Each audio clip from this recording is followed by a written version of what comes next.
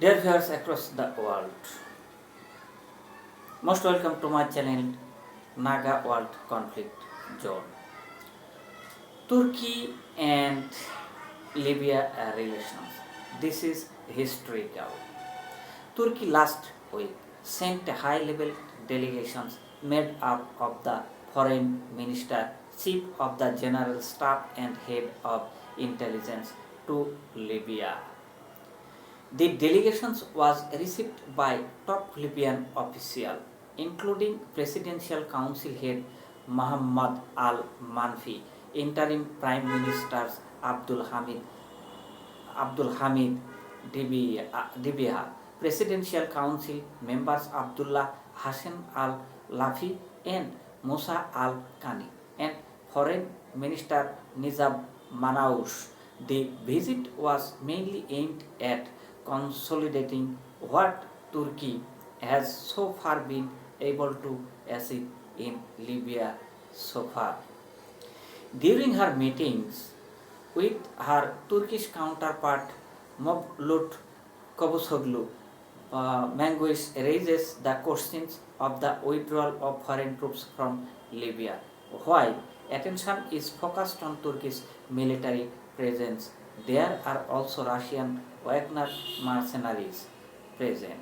They are employed by a person close to the Russian President Vladimir Putin, but Moscow denies that they have anything to do with the Russian state. There are also Sudanese and Chadian mercenaries in the country.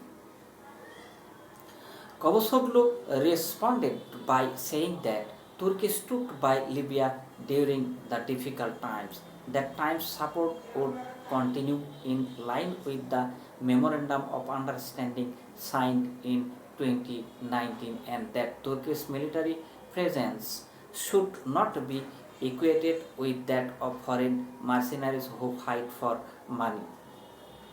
There are two aspects to the Turkish related military presence in Libya: the Turkish military advisors and Syrian mercenaries. Turkey considered the military advisor to be a separate category because they went to Libya at the request of the government National Accord GNA. The weakness in this reasoning is that the Libyan government's agreement has yet to be approved by the Turkey-based parliament, and Mongoose is close to this chamber, which is opposed to the GNA. Meanwhile, Turkey has not admitted that it sponsors the Syrian mercenaries in Libya. International media outlets have claimed there were about 17,000 of these fighters in the countries, but that 2,500 have been withdrawn. If these figures are accurate, we may presume there are still about 14,500 Turkey sponsored Syrian mercenaries left in Libya. Turkey's reluctance to agree to a troops withdrawal scheme from the threat that Wagner forces pose to the GNA. One has to remember that Eastern warlord Khalifa Haftar launched an attack to seize the capital Tripoli in April 2019. It was thanks to Turkish military assistance that the attack was contained and GNA was saved from possible collapse.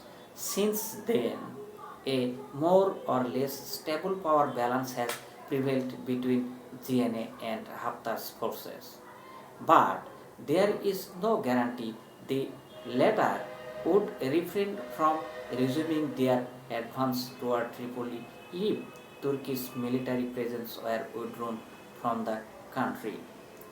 If this happens, we may be back to square one in the Libyan civil war again.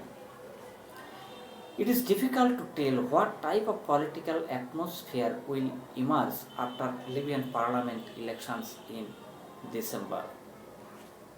Turkey wants to maintain its military presence in Libya at least until the situation stabilizes and a well-trained professional army is created by the government formed after elections.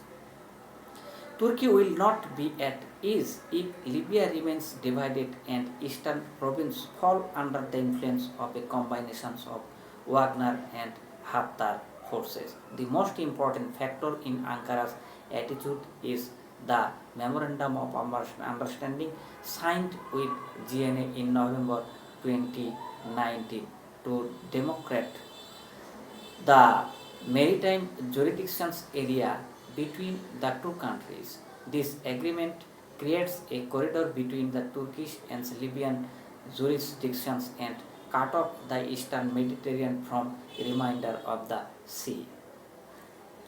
If countries such as Greece, Cyprus, Israel and Egypt want to lay a gas pipeline on the seabed to carry eastern Mediterranean gas to Europe, it would have to cross this Turkey-Libyan corridor, which Turkey would probably militarily defend. If Libya is divided into eastern and western zones of influence, the maritime corridor would fall into the hand of eastern zone, which would make the Turkey-Libya Memorandum of Understanding a dead letter. Therefore, unity and territorial integrity of Libya have implications for Turkey beyond the withdrawal of its military presence. Furthermore, Turkey suffered financial losses amounting to several billion dollars when Libya fell into chaos in 2011, and it now wants to recuperate as much as of this possible. If Haftar's forces gain the upper hand, Turkey will have to suffer this financial loss completely. In these circumstances, how long Ankara will remain reluctant to withdraw is difficult to judge. So, relations between Turkey and Libya sustains how long nobody knows.